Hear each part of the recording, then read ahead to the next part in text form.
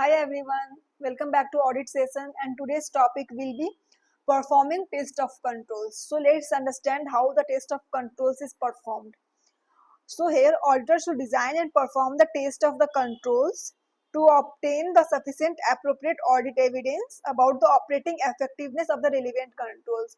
So auditor's purpose is here to gain the evidence about the operating effectiveness of the relevant controls in an organization. So auditors RMM assessment include an exception that internal control are effective.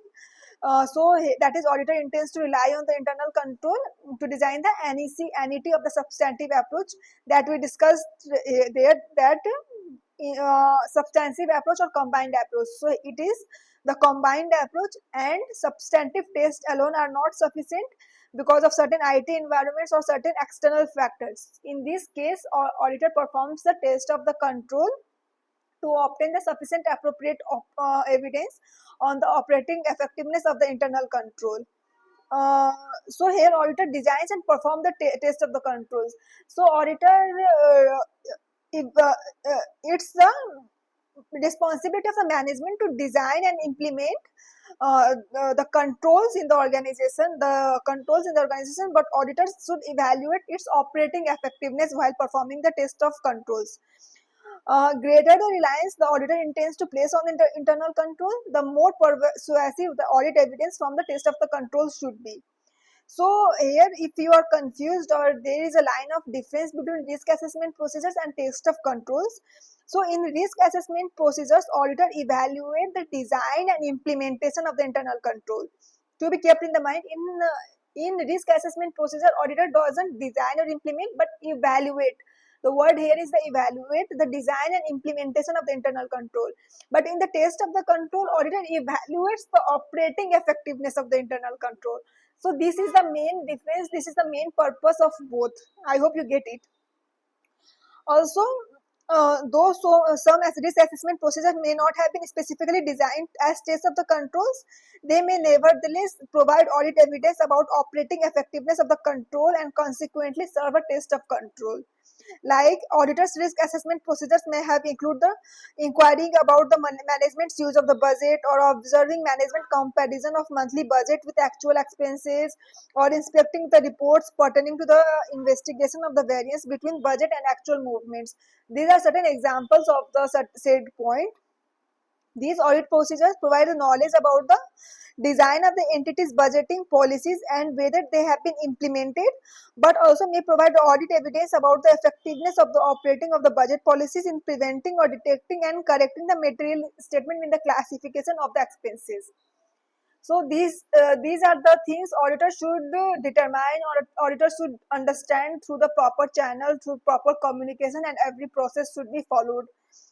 Dual purpose of the test here. So dual purpose of the test means performing test of the control and substantive test, both the pillars of the audit. So here one of the example of the dual purpose of the test can be examination of the invoice to determine whether it has been approved. So it comes under test of the controls to see if it has been approved or not, if proper channel, if proper segregation of duties has been performed, passed or not.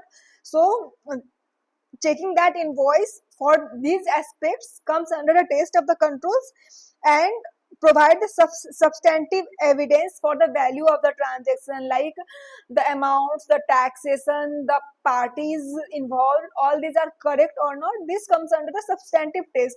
So here it is a combined approach, dual approach, where both test of the controls and substantive tests are performed in an audit, and it is totally normal during the audit. So it's not a big and challenging task. It's a normal audit procedures that auditor perform. So one point to be noted here is that in test of the controls, as I already said, that auditor evaluates the operating effectiveness of the internal control. Okay, but in the substantive test of the details, auditor obtain the evidence relating to the management assertions. We will discuss in detail about the assertions, but in substantive approach, management's focus is on the test of assertions and not operating effectiveness. While in test of the controls, management evaluates the operating effectiveness of those controls are in place or not.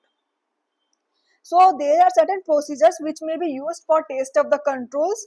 We will broadly discuss the four procedures: reperformance, inquiry, inspection, and observation. These are the four procedures that is performed in test of the controls: reperformance, inquiry, inspection, and observation. So if I give a mnemonic to this, RIIO, RIO, the performance, inspection, inquiry, and observation, you can keep it in mind by using this mnemonic. In reperformance, auditor independently executes the process and controls that were originally obtained performed by the client's personnel. So here auditor again calculates or again proceeds reperforms that same task that has been given as a evidence.